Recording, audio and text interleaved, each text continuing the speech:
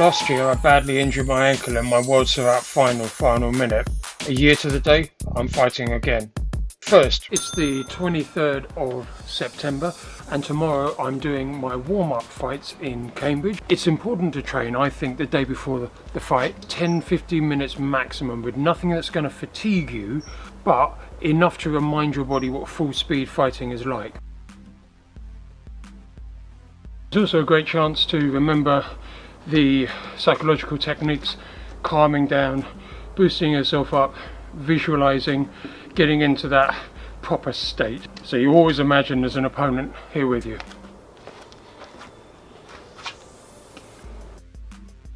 Something else I fancy trying tomorrow, focus more on my breathing, especially as in this camp I haven't had enough chance to get properly fit.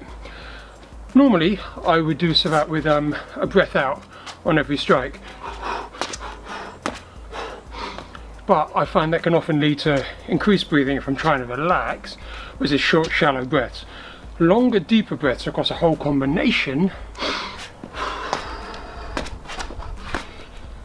can work better.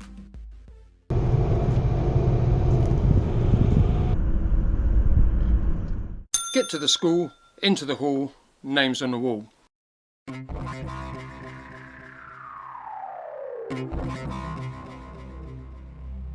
I was feeling relaxed, but probably underestimated the pressure I put myself under. The mat grip was a bit awkward on these borrowed heavy boots, so the first few kicks did feel a bit weird.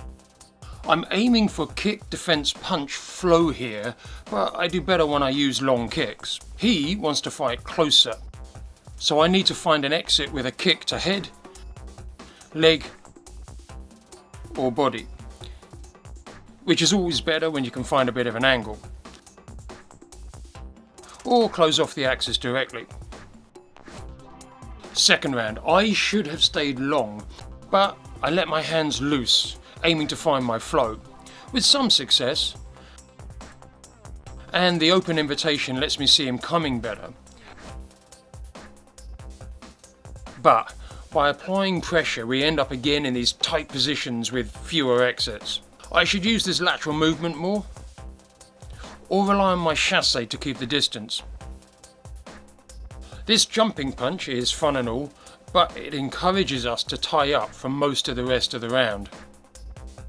Oops, referee said break there, but this well-placed uppercut gets us to the bell.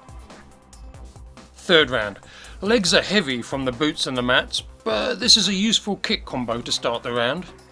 My ankle has been no issue at all, so when you spin, I spin. I'm trying to keep my hands free with these punch exchanges now, but really I should stick to kicks.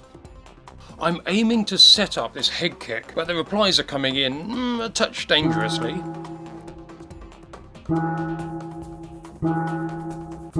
And this frustrates me, breaking the first rule of Fight Club: always maintain a better mood than your opponent.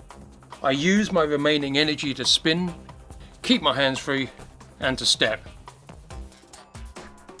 Not a classic fight, but after 12 months out, that's a hand raise. Thank you, Pete. So it hasn't yet been 24 hours, but the narrative of that fight is beginning to settle for me. I was trying to set a pattern, not respond to one. When you compete frequently, you realise that fighting is unique. Every problem is fresh, it's messy, and it's something you've got to solve on the day. There is no universal solution, only one that exists for the few minutes that you're fighting. I was aiming too much, I think, for a certain pattern. What Kierkegaard would have called repetition. Repetition, which is taken from a Danish word meaning to take again, is for Kierkegaard recollecting something forwards, not backwards. And if that sounds unusual, don't worry, he illustrates it as he often does with a story. Constantinus goes to the theatre in Berlin because he's done it before and he enjoyed it, and he wants the same experience again. He thought the pleasure and the appreciation of the play would be enduring, but he tries the coffee. Perhaps the coffee would be just as good as last time. One would have thought so anyway, yet I did not like it. He watches the play, but it's the same. It's the same. He doesn't enjoy it. You can think of examples in your life, and this is exactly what Kierkegaard wants you to do, in which you tried to enjoy something in a certain way, but couldn't. You are recollecting it backwards. It's already been. It's finished. But there are other times when you do manage to have an experience in the way you wanted it successfully. That's true repetition. In a way, you're recollecting it forwards, along with the flow of time. So I leave you with Kierkegaard's question: is repetition possible?